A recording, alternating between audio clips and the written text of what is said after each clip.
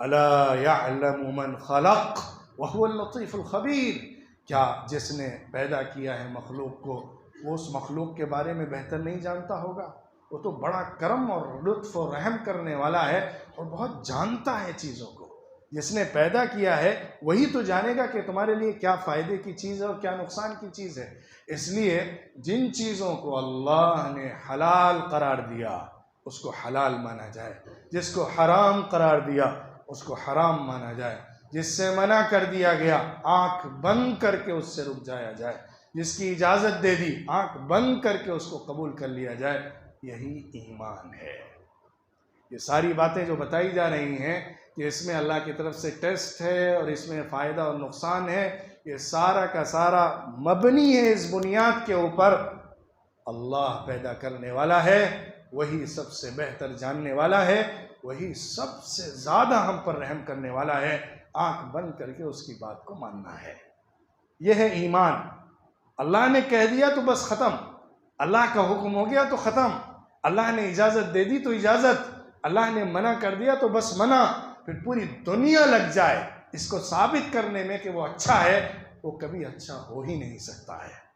क्योंकि पूरी दुनिया एक एंगल से रिसर्च करके देख सकती है, लेकिन जिसने पैदा किया है, पहले को जानता है, बाद को जानता है, उसका फैसला सबसे सही फैसला होगा।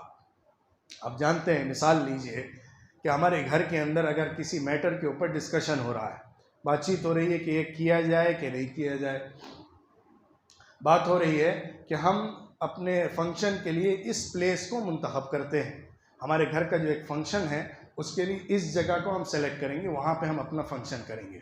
घर के जितने मेंबर्स हैं वो सब घर में रहने वाले हैं, घर के अंदर उन्होंने ज़िंदगी गुजारी है, वो सब अपने एतबार से राय दें, नहीं वहाँ करेंगे तो डिस्टेंस कम होगा, हमारे लिए अच्छा होगा, जाना ऐसा होगा वैसा होगा, वो अपने अपने एतबार से सब बातें बता रहे हैं।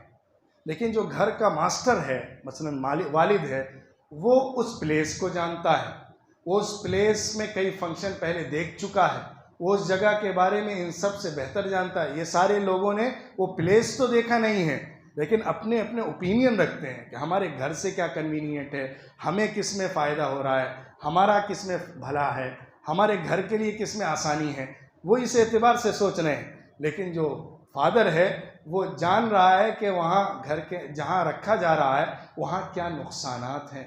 हो सकता है उस जगह के अंदर कोई नुकसानदेह चीज़ें आ जाती हों, हो सकता है वहाँ पे ख़तरात होते हों, हो सकता है वहाँ पे डकैती पड़ सकती हो सकता है उस जगह को सेफ़ न समझा गया हो सकता है वहाँ फंक्शन होते हों और फंक्शन अच्छे न रहते हों, एटमॉस्फेयर वहाँ का ऐसा हो। ये इन सारी चीज़ों को जानकर एक अलग राय दे रहा है, एक अलग ओपिनियन रख रहा है, जो कि इल्म की बुनियाद पर है और अपने घर वालों से मोहब्बत की बुनियाद पर है कि वहाँ फंक्शन नहीं होगा। घर के सारे लोग जिन्हें उस जगह के बारे में नहीं मालूम है वो बता रहे हैं कि नहीं, उसके अंदर उसी प्लेस के अंदर फंक्शन रखा जाएगा। तो आप अंदाज़ा लगाइए, बहुत छोटी सी मिसाल है कि इसमें जानकार की जो राय होगी वही राय मुनासिब होगी, क्योंकि वो उन नुकसान को समझ रहा है जो दूसरे लोग नहीं समझ रहे, क्योंकि उन्होंने उसका एक्सपीरियंस नहीं किया है। वो अपने लेवल के एतबार से ही उस पर गौर कर सकते हैं, डिस्टेंस कितना है, कन्वीनियंट कितना है, हमारे लिए कितना आसान है, लोगों के आने के लिए कितना आसान है। इन एंगल्स से वो सोचकर उसमें राय दे रहे हैं। लेकिन जो असल मास्टर है वो जानता है कि वहाँ के नुकसानात क्या हैं। अल्लाह रब्बुल इज़्ज़त ने हमारे जिस्म को जब बनाया और पैदा किया है तो वो जानता है कि हमारे ईमान पर, हमारे अखलाक पर, हमारे जिस्म पर, हमारी रूहानियत के ऊपर, हमारे किरदार के ऊपर क्या चीज़ें नुकसान पहुंचाती हैं हमारी ज़ात के लिए और पूरी इंसानियत के लिए। लिहाजा उसका जो कंप्रिहेंसिव कमांडमेंट होगा, उसका जो एक जामे उसूल और हुक्म होगा, उससे बेहतर कोई फ़ैसला कर ही नहीं सकता है। जिसने इस पॉइंट को समझ लिया, जिसने इस बात को हज़म कर लिया, जिसने अल्लाह को इस तौर पर समझ लिया, उसको अल्लाह के किसी हुक्म में कभी कोई एतराज़ ही नहीं हो सकता है। हमें हो सकता है समझ में ना आ रहा हो कोई बात, हो सकता है हमें कोई अल्लाह का हुक्म अभी जहन में ना बैठ रहा हो, लेकिन हमें क्योंकि ये मालूम है कि हमसे बेहतर फ़ैसला मेरा अल्लाह हमारे बारे में कर सकता है, तो हमें इत्मीनान के साथ उसको कबूल कर लेना मुमकिन होगा।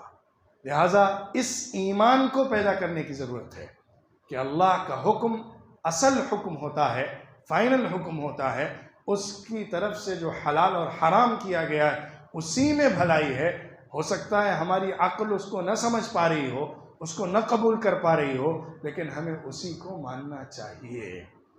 हो सकता है पर्सनली हमारे लिए किसी हराम के अंदर ज़्यादा फ़ायदा नज़र आ रहा हो सकता है इंटरेस्ट बेस्ड कारोबार करने में, हो सकता है इंटरेस्ट के ऊपर लोन लेने में, हो सकता है कि गलत चीज़ों का कारोबार करने में हमारे लिए पर्सनली फ़ायदा ज़्यादा है और मैं उसको कंज्यूम नहीं कर रहा तो मेरे जिस्म को कोई नुकसान भी नहीं है, मैं अपने घर वालों को भी वो चीज़ें नहीं दे रहा जो नुकसान पहुंचाने वाली हैं, इसलिए उसका कोई इफेक्ट नहीं हो रहा है। हमारे लिए तो अच्छा है, हमने तो पैसा कमा लिया, माल हासिल कर लिया और हमें कोई उसका नुकसान भी नहीं हुआ।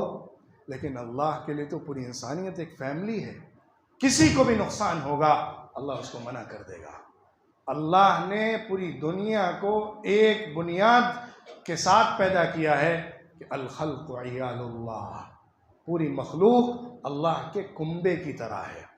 कोई भी नुकसान दूसरे को पहुंचाने वाली चीज़ होगी अल्लाह उसको अलाउ नहीं करेगा।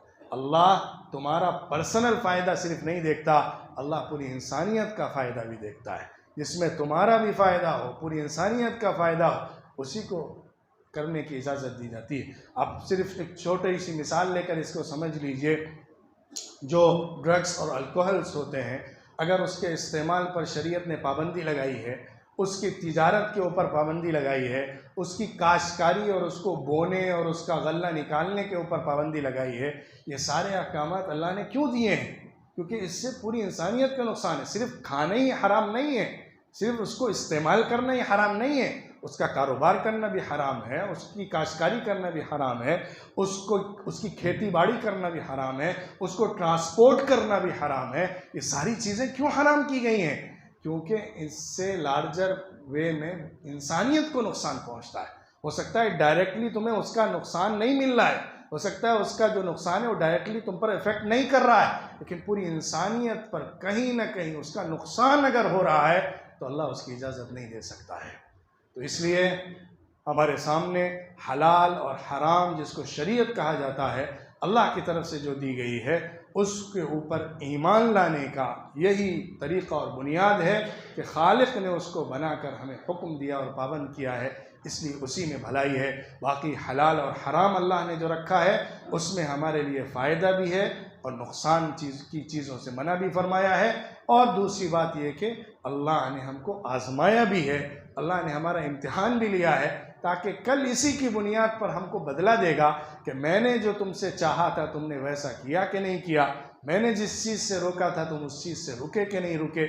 इसी बुनियाद पर अल्लाह की तरफ से जन्नत और जहन्नम के फ़ैसले भी होंगे। अल्लाह रब्बुल इज़्ज़त हमें शरीयत को जानने वाला और शरीयत के मुताबिक ज़िंदगी गुजारने वाला बनाए, हलाल और हराम को समझकर अपनी ज़िंदगी तय करने वाला, अपना सफ़र गुजारने वाला और अपनी ज़िंदगी को हलाल से जोड़कर हराम से हटाकर गुजारने वाला बनाए, और हर तरीक़े का जो अल्लाह को नापसंद काम है उससे बचने की तौफ़ीक़ अता फ़रमाए। व आखिरु दावाना अनिल हम्दुलिल्लाहि रब्बिल आलमीन।